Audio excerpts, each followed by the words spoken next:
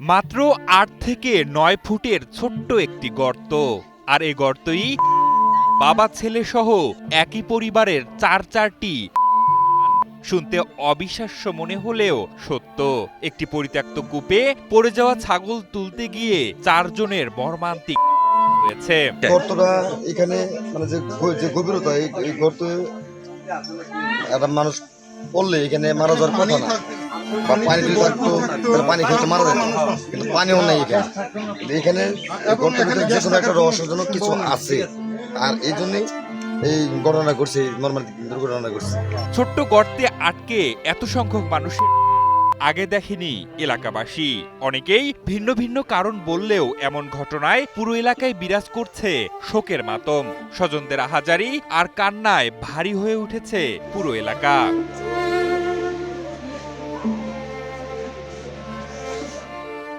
২০ June Tangail জেলার মধুপুর উপজেলার টেলকির গারো জনপদের জলই গ্রামের সকালবেলা শুরু হয়েছিল অন্যান্য দিনের মতোই। ঘুম থেকে উঠে সবাই ব্যস্ত ছিলেন নিজেদের কাজে, কিন্তু কেউই ঘুণাক্ষরে কল্পনা করেনি কিছুক্ষণের মধ্যে এই এলাকা পরিণত হতে চলেছে পুরীতে।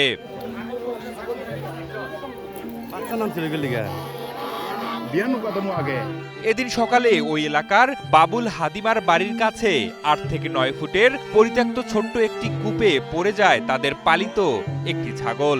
পরে ছাগলটিকে উঠাতে গর্তে নামেন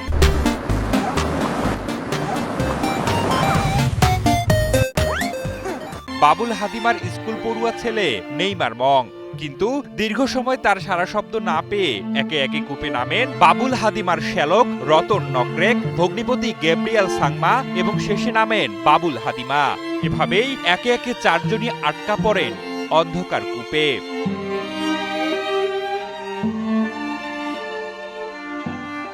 দীর্ঘ সময় ৪ জনই কূপ থেকে না উঠলে প্রতিবেশীদের মনে সন্দেহ বাধে।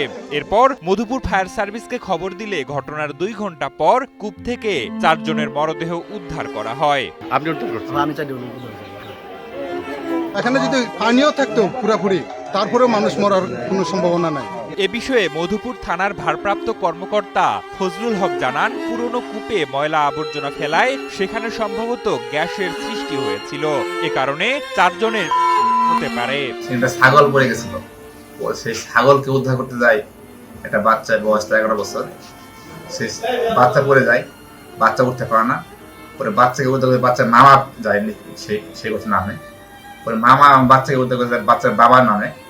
পরে ৩ জনকা পড়ে যায়, উঠতে পারে না। পরে প্রতিবেশী একজন, এই বাচ্চার বাবার আত্মীয়, সে নামার পরে সেই ৪ জন কেউ উঠতে পারে না। পরে ফায়ার সার্ভিস যায়, এই ৪ জনের মৃতদেহ উদ্ধার করে। তারপরে আমরা দেখতে পাই সেখানে, পরে আমরা জানতে পারি যে তারা সেখানে পরে গ্যাস খিয়ায় তারা মৃত্যুবরণ করে। পরে আমরা লাশের শোধ প্রস্তুত করি।